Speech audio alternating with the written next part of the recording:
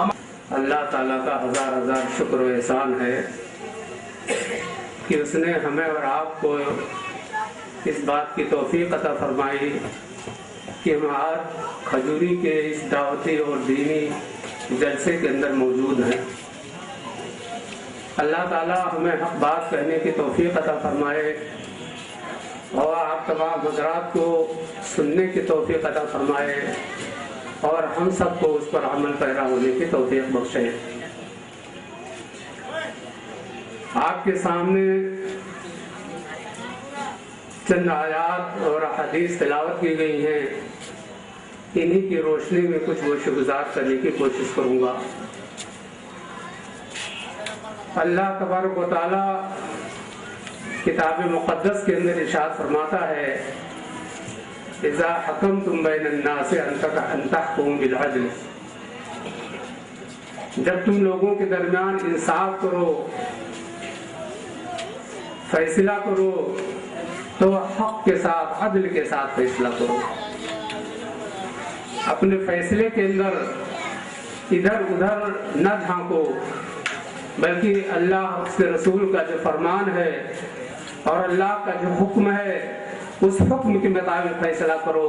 عدل اور انصاف کے ساتھ۔ عدل اور انصاف پر عمل نہ کرتے ہوئے ظلم زیادتی پر عمل کرے۔ ایک معاشرہ ہے، ایک بستی کے لوگ ہیں، ایک جگہ رہتے ہیں اور اس میں کچھ اختلافات ہوتے ہیں، بتقاضۂ بشری کچھ غلطیاں ہوتی ہیں، لڑائی جھگڑے کی نوبت آ جاتی ہے اور لوگ چند رہنما اور رہبروں کو پر اعتماد کر کے ان کو اس مجلس میں لاتے ہیں تاکہ وہ انصاف کی بات کہہ دیں، عدل کی بات کہہ دیں، اور دونوں کے دل میں جو قدورت پیدا ہو گئی ہے، دونوں کے دل میں جو اختلاف پیدا ہو گیا ہے، دونوں کے اندر جو تناؤ کشش پیدا ہو گئی ہے اور دوری پیدا ہو گئی ہے، وہ دوری ختم ہو جائے اور قربت ہو جائے، تو وہاں پر انسان دیکھتا ہے کہ کس کی پوزیشن کس لحاظ کی ہے، معاشرے کے اندر کون کس پوزیشن کا ہے اور کس کے حق میں بات کہنی میرے حق میں مفید ہوگی اور میری آؤ بھگت ہوگی، وہ دیکھ کر کے انسان، آدمی دیکھ کر کے، چہرہ دیکھ کر کے، شخصیت دیکھ کر کے انسان بات کہتا ہے اور قرآن حدیث کو بالائے طاق رکھ دیتا ہے، عدل انصاف کے دامن کو چھوڑ بیٹھتا ہے اور یہ نہیں سوچتا ہے کہ اللہ کے نزدیک ایسا آدمی انتہائی مبغوض ترین آدمی ہے، انتہائی زیادہ ناکارہ بدطینت آدمی ہے، انتہائی غیر معتمد آدمی ہے، جو قرآن و حدیث کی باتوں پر عمل پیرا نہ ہو کر کے اور شخصیت پرستی پر آ جاتا ہے، منہ دیکھی بات کرنے لگتا ہے اور عدل انصاف کو چھوڑ بیٹھتا ہے۔ اللہ کے رسول صلی اللہ علیہ وسلم کی بے شمار حدیثیں ہیں، ایک بہت بڑی لمبی حدیث ہے، اس میں اللہ کے رسول صلی اللہ علیہ وسلم نے فرمایا سبعۃ یظلهم اللہ فی ظل عرشہ یوم لا ظل الا ظلہ، 7 طرح کے لوگ ایسے ہیں کہ جس دن اللہ کے عرش کے علاوہ کوئی سایہ نہیں ہوگا، محشر کا وقت ہوگا، نفسی نفسی کا عالم ہوگا، انتہائی لوگ پریشان کن ہوں گے، پریشان حالت میں ہوں گے، اس وقت کوئی سایہ نہیں ہوگا، ہر آدمی اپنے گناہ کے بقدر اپنے پسینوں میں ڈوبا ہوا ہوگا، انتہائی زیادہ نازک حالت ہوگی، ایسی حالت میں اگر کوئی عرش ہو، کوئی سایہ ہوگا، کوئی پناہ کی جگہ ہوگی جہاں عافیت ملے تو عرش الہی کا سایہ ہوگا، عرش الہی کا سایہ ہوگا، اس عرش الہی کے سایہ تلے 7 خوش نصیب شخصوں کو وہ سایہ ملے گا اور اس سایہ تلے آئیں گے۔ سب سے پہلا شخص جو انتہائی خوش نصیب ہوگا اور عرش الہی کے سایہ تلے وہ سایہ پائے گا، وہ کون ہے؟ امام عادل، عادل امام ہے، منصف امام ہے، حق پسند امام ہے اور قرآن و حدیث کو اپنے سامنے رکھنے والا امام ہے اور غلط چیزوں کی طرف نہ مائل ہونے والا امام ہے، حق پسند आदिल है, मुंसिफ है, वो इमाम अर्श इलाही के साए तले साया पाएगा। इमामुल आदिलुन व शाबुन नशा फी इबादतिल्लाह। और ऐसा नौजवान जिसकी नशो-नमा अल्लाह की इबादत में हुई है,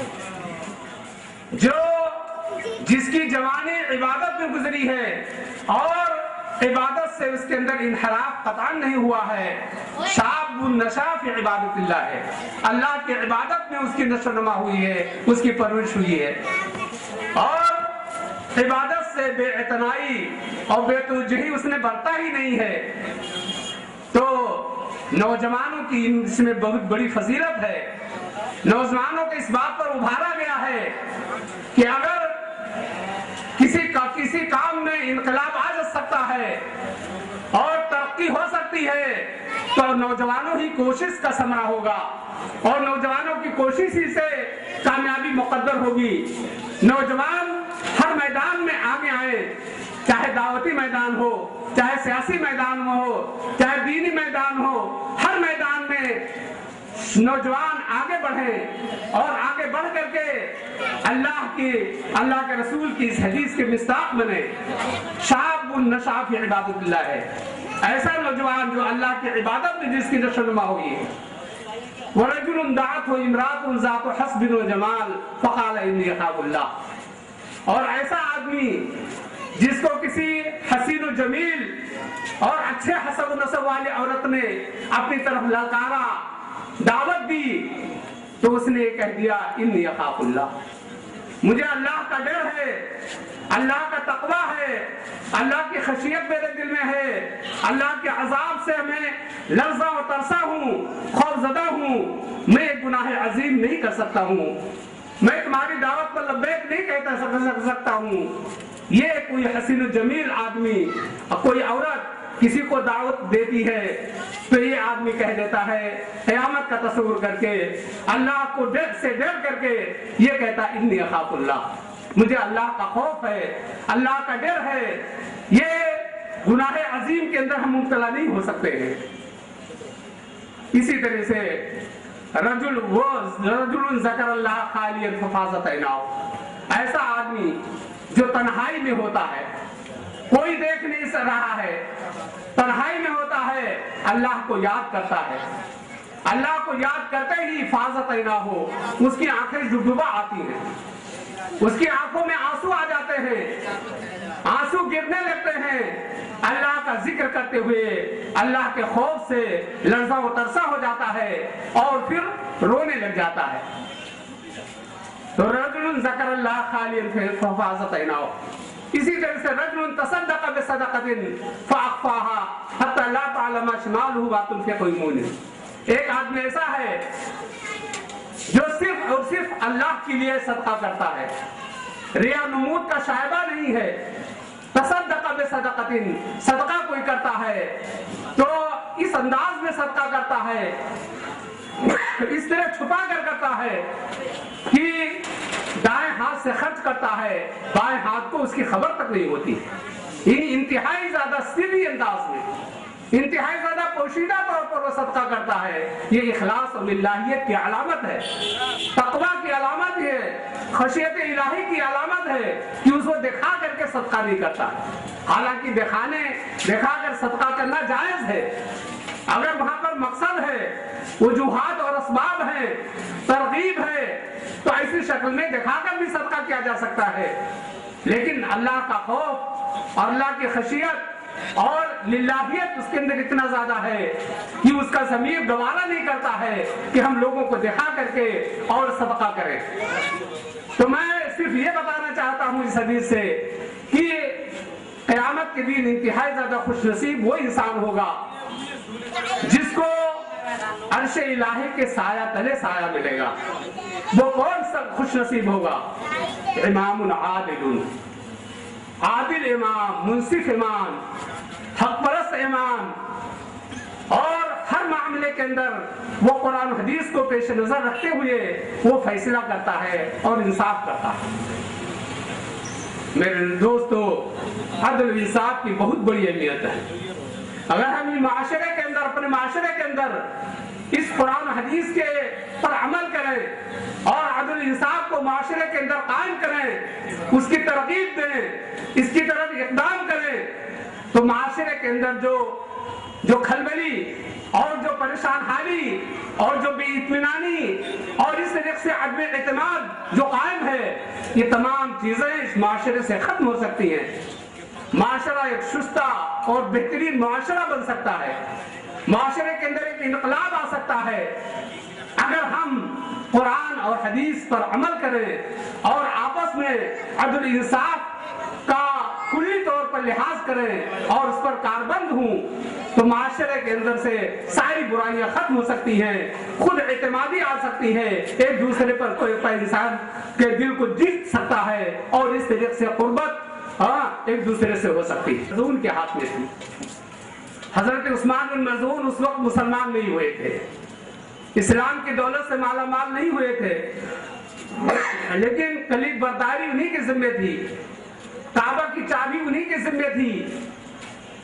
اللہ کے رسول صلی اللہ علیہ وسلم نے ان سے چابی طلب کی،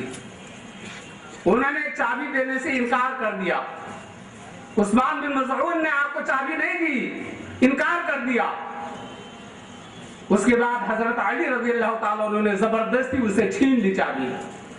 اور زبردستی چابی چھین کر کے خانہ کعبہ کا دروازہ کھول دیا۔ اللہ کے رسول صلی اللہ علیہ وسلم اور کچھ صحابہ داخل ہوئے،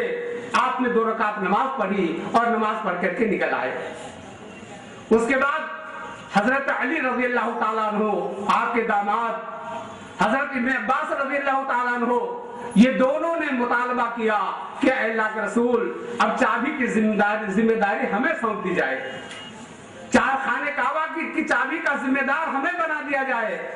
اور چابی ہمیں دے دی جائے۔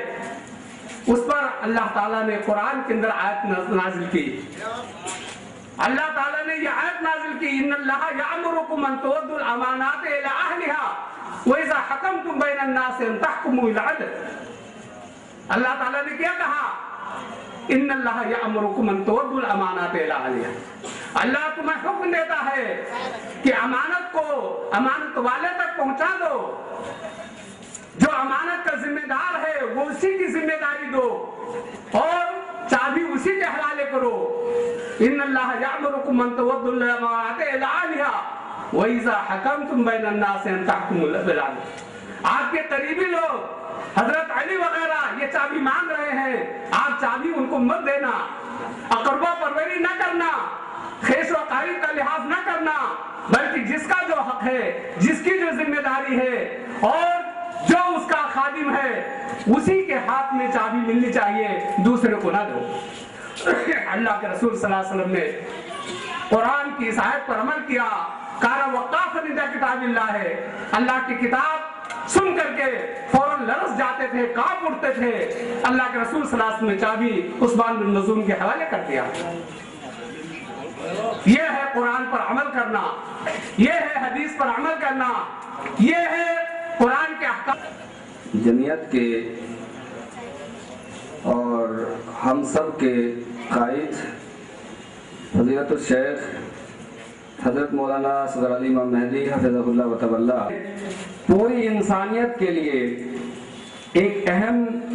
بات بیان کی ہے، جو ابھی عدل و انصاف کے متعلق جو گفتگو ہمارے شیخ آپ کے سامنے کر رہے تھے، بالکل اسی سے ملتی جلتی اسی آیت میں بھی بات ہے۔ میں جس موضوع کے تحت آپ سے لب کشائی کرنے جا رہا ہوں وہ موضوع ہے انسان کو اللہ رب العزت نے تحقیق کے لیے پیدا کیا ہے، اور خصوصی طور پر مسلمانوں کو تحقیق کے لیے پیدا کیا ہے۔ انسان کو چاہیے کہ ہر معاملے میں وہ تحقیق کرے، چاہے چھوٹا معاملہ ہو یا بڑا معاملہ ہو، چاہے گھر کا معاملہ ہو یا کسی حادثے کا معاملہ ہو، چاہے پولیس کا محکمہ ہو، عدالت کا محکمہ ہو، کورٹ اور کچہری کا محکمہ ہو، گھر سے لے کر کے تمام محکمات جتنے بھی ہو سکتے ہیں، ان تمام محکموں میں اس کی بہت زیادہ ضرورت ہے آج کے دور میں، اور ہم یہی کام نہیں کرتے ہیں۔ بے سوچے سمجھے بغیر تحقیق کے ہم لوگ باتیں کہہ دیا کرتے ہیں، پھر اس میں بڑی پریشانی آتی ہے۔ تو بہرحال تو آج میں جس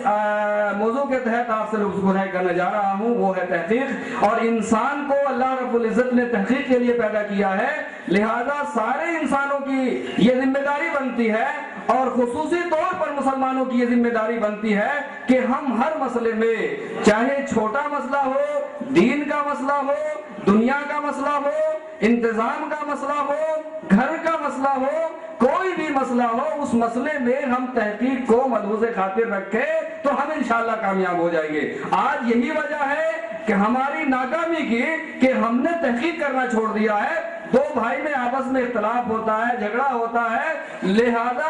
خیال اس بات کا کرتے ہیں کہ اس کے پوسٹنگ کتنی اونچی ہے، اس بات کا خیال نہیں کرتے ہم کہ حق کس کے ساتھ ہے، آیا چھوٹے والے کے ساتھ ہے حق یا بڑے والے کے ساتھ ہے۔ تو ہم جب تحقیق کریں گے اور تحقیق کر کے جب ہم نتیجے پر پہنچیں گے انشاءاللہ العزیز پھر معاملہ صحیح ہوگا۔